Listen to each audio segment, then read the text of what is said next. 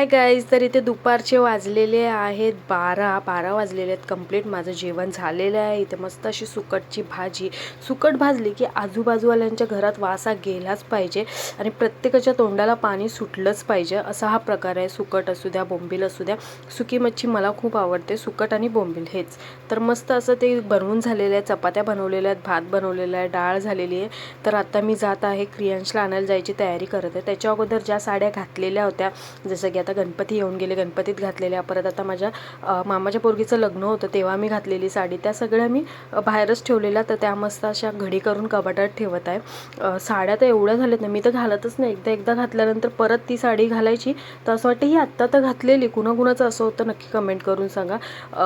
तर आता मी ह्या साड्या मस्त अशा घडी करून ठेवत आहे आणि ही साडी मला खूप आवडते. एकदम नरम अशी साडी आहे. मला काटाच्या साड्या जास्त आवडत नाहीत. तुम्हाला कशा साड्या आवडतात नक्की कमेंट करून सांगा. व्हिडिओ आवडला तर लाईक करा.